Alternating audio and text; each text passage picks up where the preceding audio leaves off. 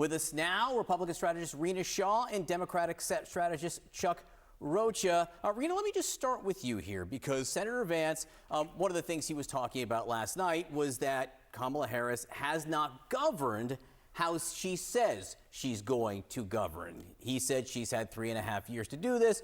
She hasn't done it. How is that as an argument, and how did Harris do in maybe stemming that argument? Well, Senator Vance should know, because he's now the VP pick.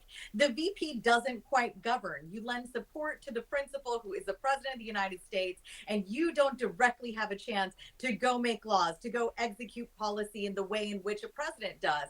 So I think it's quite rich of him to frame it this way, that she has failed in some way. I didn't see it that way, John. I looked at that interview last night, and I had 3 R's for her. And she had, again, a job of reinstilling confidence, reinforcing trust, and retelling her story prior to VP.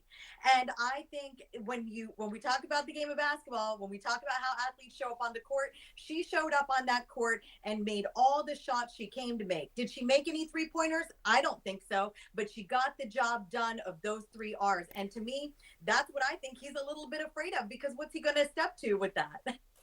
And Chuck, having listened to that JD Vance interview, did he make any points for Trump's side of the thing? For Trump's side, I mean, did he help him in any way in that interview? Look, JD Vance has already done the one thing he is supposed to not do, and that is stay out of the news about anything negative. The vice presidential pick has only got one job, and that's not to be seen, to be supportive, and to just stand over there and be nice, but not be in the press every day. So JD Vance has already failed that. But as a political professional who runs campaigns every single day, if you watch this interview, it tells you what strategies they have in their polling that says will work, because they keep repeating it. And so what they're trying to do is they want to tie the vice president to the president's record. They want to tie it to the economic downturn, to the more expensive prices, which are now coming down. But that's their narrative. And the other thing that really struck me as somebody who's prepped somebody like this to be on TV, who goes through polling every day, is the way they're walking back the choice issue.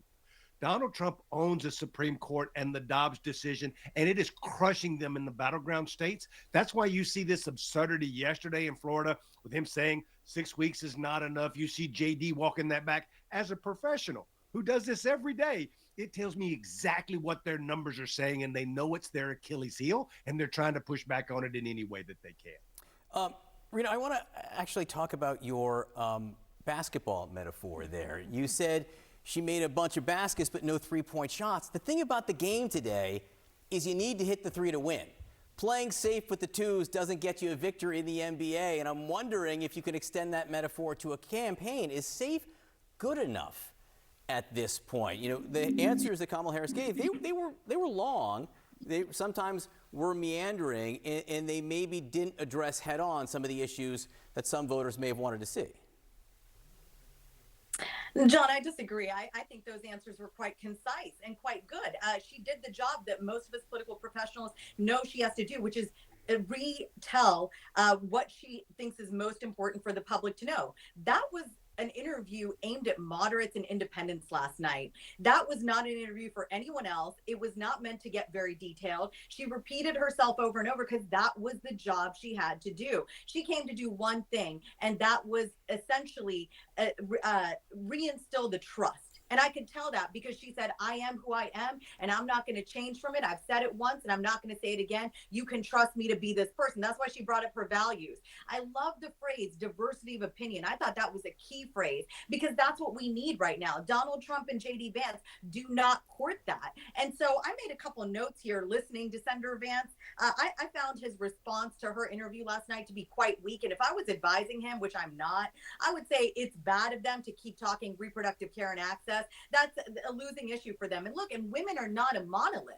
We care about the economy too. And that's what I heard Kamala Harris talk about last night. She sounded more like a Republican to me in some ways, talking about tax credits for families, children, talking about tax credit for small businesses, talking manufacturing, talking about having a clean, thriving energy policy that does not ban fracking, basically making us independent of foreign sources for oil. I loved all that because that was what I heard from the Republican Party right before Donald Trump came in. And I thought it was was brilliant in its execution. Was it perfect? Absolutely not. But it was not intended to be perfect. Chuck, did she say enough to address voters in Pennsylvania, independents and moderates in Pennsylvania? Because, you know, we've spent a lot of this week rightfully talking about Georgia, but you say that Pennsylvania may actually be the most important state at this point. I think it is, because you can't win the presidency without Pennsylvania. I was the political director of the Steelworkers Union for 15 years and came from the rank and file there. My son lives in Pittsburgh, and he's a union steam fitter with my two beautiful grandboy twins, the Rocha boys. This is middle America. These are folks who get their hands dirty every day. These are people who take a shower after they leave work. These are the ones you have to win this election. I ran Bernie Sanders' presidential campaign. I know these workers. And right now, they want to be with Kamala Harris. They really like Tim Walz, and they just want back some common decency in their government. If you care deeply in this election about an issue, guess what? You've already made up your mind. This is not a congressional race or a Senate race. There's a lot of working class, blue collar steel workers, auto workers, and building trades members in Pennsylvania who just want stability in their life. They'd like gas to be a little cheaper, which it is today, groceries to be cheaper, which it is today, but they want to trust somebody that will get that done over the next 4 years. And I think this is going to be an ongoing conversation more than just one bite at the apple through an interview. I think as long as they keep making that and pivoting to helping people buy houses and bringing costs down, they're in the right place. Well, you know, on Pennsylvania and fracking, she was asked about this position shift she's had from 2019 when she's a candidate where she said she would ban fracking. And then she said that when she was on the vice presidential debate stage in 2020, she actually came out for fracking, which isn't exactly accurate. She said that President Biden said he would not ban fracking, and she supported President Biden there. Does she need to explain more about how she came to conclude that fracking is not worth banning at this point, especially for a state like Pennsylvania, Rina? I think she did enough, and I would advise she doesn't do more than that, because again, then you lose people in the weeds there. For me, it was enough for her to say what she said. Now, was it perfectly accurate? No, but look at how Donald Trump talks every day. He thinks he says something and it's truth. And I, just like so many millions of other Americans, I'm mentally exhausted of the lies, the misinformation, disinformation out of Trump world every day that congressional Republicans and other elected Republicans that are actually good people and don't believe in lying have to defend.